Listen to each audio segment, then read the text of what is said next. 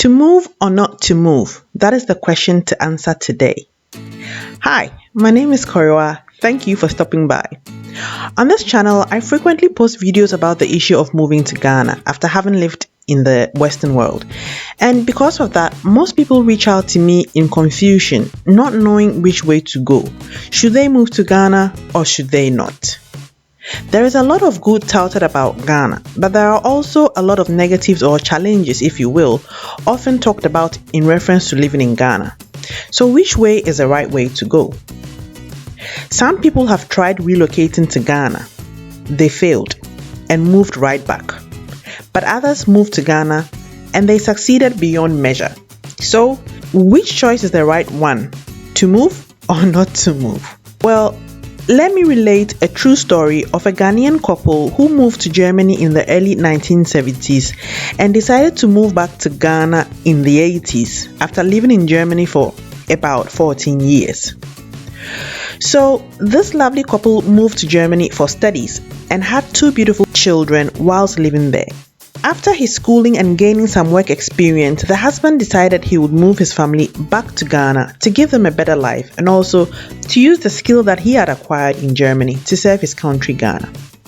So away to Ghana he went. He secured a job at the University of Ghana as a senior research fellow and lecturer, and after a year, the rest of his family joined him in Ghana. The children were thrilled because they were now in a world where every other child was just like them. They didn't have to work extra hard just to fit in. They didn't have to prove their worth before being given their due. They didn't feel different because they were the only black kids in the playground. They were finally home, and they loved every bit of living in Ghana. Unfortunately, their mother didn't feel the same way.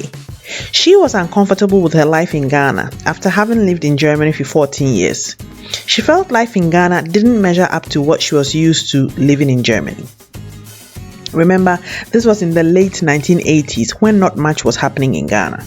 To top that up was the fact that she was the eldest of 9 children and had been sending her family money whilst living in Germany. So her siblings had become used to what I term the sister Fasikabra syndrome. She was their cash cow, and now she was home. They weren't very happy that she was home. They pushed her and whispered into her ears, "Ghana nye, sister, sign ko." And unfortunately, she listened. As much as her husband pleaded and begged her to stay, she refused. So, after a couple of months in Ghana, she made the move back, leaving her husband and 2 children behind. Her return eventually led to their separation. The husband remarried and life continued for him and the children as normal.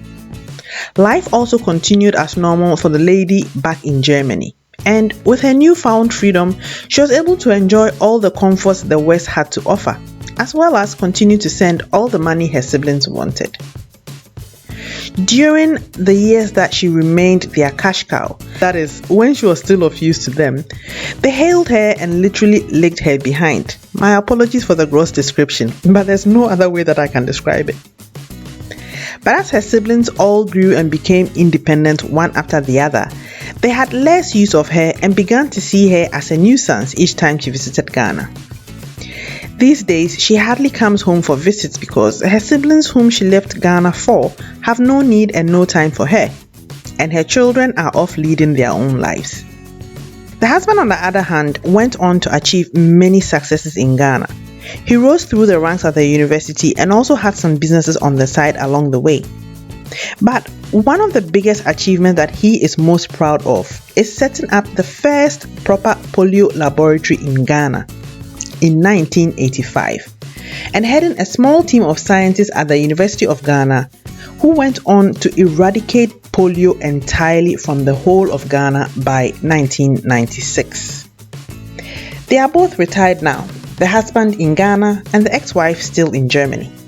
The husband sees his life and time in Ghana through all the highs and the lows as a life well lived, a life of fulfillment, a life of content, a life lived with purpose, and is currently happily surrounded by family, siblings, children, grandchildren, and even nosy neighbors. The ex-wife, on the other hand, is living with regrets. resentments towards herself and her siblings, and with a sense of having failed in life. She is sad and alone. She lived her life in Germany, working diligently every day. She was a law-abiding citizen and enjoyed the comforts that Germany had to offer. But after more than 40 years living in Germany, she has nothing to show for it, nothing to be proud of, and only an empty, hollow feeling in her heart. She wishes now that she has stayed on in Ghana and currently sees it as a big opportunity missed. At the end of the day, it was the same Ghana, same problems and challenges in Ghana, same opportunities and possibilities in Ghana. One survived and thrived, and the other followed hollow Western promises and failed. Moral of the story is, there is no fairy tale waiting and ready for you to pluck in Ghana. You have to create your own fairy tale. Success is never had by chance. Success in any endeavor is achieved through setting calculated goals and working to achieve them through thick and through thin. You see, people who complain about lack of this, lack of that, Ghana doesn't have this, Ghana doesn't have that, who don't see anything good about Ghana and can't spot opportunity even if it's staring them right in the face, are in my view underachievers. They are the people who will gladly follow any system like puppets, go left and they turn, go right and they turn. They will stay in the West till their kingdom comes and will not achieve anything worthwhile aside enjoying the short-lived materialistic comforts that the West has to offer them. The United States of America as you know it today, post their independence, is give or take about 243 years old. Ghana and the most of Africa as we know it today, post-independence, is little over 60 years old. So it is very absurd for people to compare the two worlds. It is like comparing apples to oranges. But how did USA get where they are today? I can tell you it wasn't through their people leaving the US to settle elsewhere. Their people stayed home and built their country. Not only that, they forcibly took our people to build their country for them. Unfortunately, today, they still use us to build their country. The only difference is now, instead of putting chains around our necks and taking us by force, they lure us with false reality, dangling meaningless materialistic pleasures in the name of living a comfortable life. A high standard of living is what they call it. And brainwashing us to think life cannot go on without these meaningless pieces of junk. Brainwashing us to think that because Ghana has its challenges, that a life in Ghana is not worth living. Show me a country that doesn't have its own set of challenges. But this so-called high standard of living comes at the highest price. We literally pay for it with our lives to enjoy this so-called comfort, and most of us don't even know it until it's too late. We are like lambs being led to the slaughter.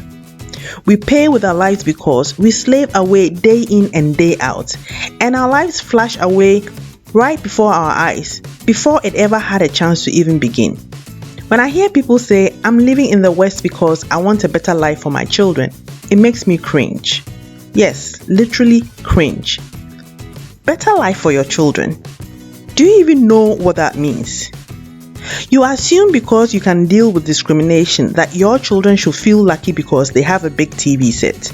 They should feel lucky because they get to go to universities that saddles them with debt for life. Do you even know what a better life for your child means? Yes, there are challenges to be faced and many people in Ghana struggle on a daily basis. But if you've lived in the West, you can't compare the life of a struggling Ghanaian to yours. You have the opportunity to make a better life for yourself on your return to Ghana, and in doing so, help other struggling Ghanaians.